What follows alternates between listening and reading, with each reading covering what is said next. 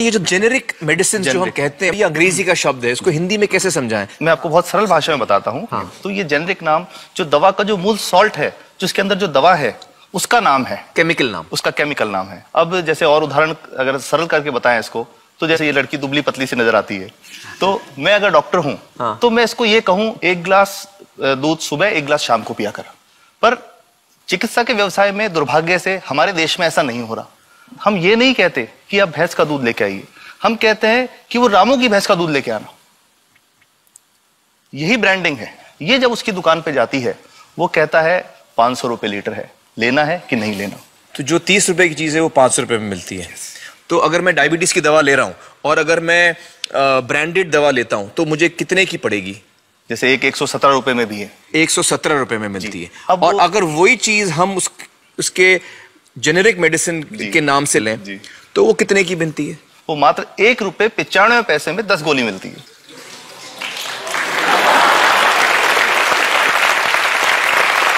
और दोनों गोलियों में कोई फर्क नहीं है किसी किस्म का? 100% समान, क्योंकि इसकी उत्पादन लागत ही इतनी है। उसका manufacturing, packaging, transport, retail margin, जो उसके मार्जिन जो हैं, जो हमारे ज्यादा वो सब मिला करके उतने की ही पड़ती है। कुछ कैंसर के मैं आपको उदाहरण दूंगा, उसमें एक ही दवा जो ब्लड कैंसर के काम में आती है, बाजार में 1.25 लाख रुपए का एक पैकेट मिलता है। 1.25 लाख का एक पैकेट जो 1 महीने चलता है। और जेनरिक में वही दवा जेनरिक में अलग अलग कंपनीज जो बनाती हैं, एक 10,200 में बेचती है, एक 8,800 में बेचती है और एक 6,500 में बेचती है। मतलब ये आपका ये कहना है कि आपके ये प्रयास से इतने कम में राजस्थान में पब्लिक को, आवाम को ये दवाएं पहुंचा रहे हैं आप इस वक्त? जी, क्या बात है। मेरा ये सवाल है कि डॉक्टर्स जो हैं वो हमारे पर्ची पर जेनेरिक नाम क्यों नहीं लिख के देते? क्यों लिखते हैं वो ब्रांडेड? जाने नहीं देंगे बाहर फिर? नहीं, सब जाने देंगे। जब एक नया मेडिकल प्रैक्टिशनर जब प्रैक्टिस शुरू करता है, तो उसके पास जो कंपनी के जो मेडिकल रिप्रेजेंटेटिव्स होते हैं, सेल्स बढ़ाने का उनका काम होता है, मार्केटिंग प्रिंसिपल के हिसाब से सेल्स एजेंट होते हैं बेसिकली। फिर वो कहते हैं कि साहब आप हमारी जो दवा है यही लिखना, ये बहुत बेहतर दवा है, इससे मरीज ठीक होगा। और उनको डॉक्टर्स को लिखने के लिए उनको प्रेशराइज किया जाता है, उनको टेम्प्ट किया जाता है। तो ये इसमें बहुत बड़ा कारण है जो दवा की कीमत को उसकी वास्तविक कीमत से 5-10 गुना 20 गुना तक बढ़ा देता है। एक बहुत बड़ा कारण है, क्योंकि हमारे पास जब हम टेंडर करते हैं तो बहुत सारे कंपनी वाले आते हैं, जो भारत की जो सबसे बेहतर कंपनियां, जिसके भी नाम वो रेपुटेड कंपनियां जिनके नाम आप ले सकते हैं, वो सभी हमें वो उसको जो 70 रुपए की है उसको 2 रुपए में 5 रुपए में दे रही है, 30 रुपए की दवा 2 रुपए में दे रही है। इतना ज्यादा फर्क।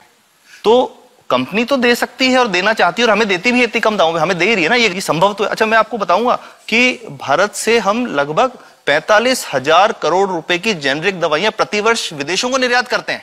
आप भेजते हैं दुनिया भर में जेनरिक, ये जो सस्ती दवाएं हैं आप विश्व भर में भेजते हैं, और हमारे लोगों को नहीं मिल रही। हमारे देश में महंगी है, हमारे देश में महंगी है। और अगर ऐसा है तो हमें कोई ईस्ट इंडिया कंपनी की जरूरत नहीं, हम वापस उसी दिशा में जा रहे हैं। आपने जब ये शुरू किया तो आपको कोई रेजिस्टेंस फेस करना पड़ा राजस्थान में? देखिए, जो प्रयास हम कर रहे हैं ये बेसिकली धारा के विपरीत बहने का एक प्रयास है जी। काफी थ्रेट्स भी हैं, क्योंकि इसमें माफियाज भी हैं, ड्रग माफियाज जो ऑपरेट करते हैं। और हम हमेशा ये बात कहते हैं कि हम 100 साल से भी पुरानी शोषण की व्यवस्था को बदलना चाहते हैं, पर हमने हमेशा डॉक्टर्स को दोषी नहीं माना। सारे डॉक्टर्स बुरे नहीं है। 50-60% तो जेन्युइनली वो चाहेंगे कि गरीबों को कम कीमत पे दवा मिल जाए, वो चाहेंगे। और आज भी ऐसे डॉक्टर्स हैं जो अपने घर से सैंपल्स ला करके अपने जेब से पैसे निकाल के मरीज का इलाज कराते हैं। ऐसे डॉक्टर्स आज भी हैं। बिल्कुल सही। तो मैं इनको एक उदाहरण भी बताता हूँ कि कैसे हमारे जो काम वाली थी, उसका बच्चा था छोटा, इंसिडेंटली हमको इस समय छुट्टी मनाने कोई बाहर गए। जब हम लौट के आए 10-12 दिन बाद, तो वो लक्ष्मी के साथ उसका छोटा जो बेटा था राजू, वो भी उसके साथ आता था जब, और मेरे बच्चों के साथ खेलता था, मेरे बेटे के साथ खेलता था। तो वो लक्ष्मी अकेली आई, राजू नहीं आया। तो हमने पूछा कि क्या हुआ, तो उसने जो बात बताई कि साहब वो उसको, आप गए थे, उल्टी दस्त हो गया था।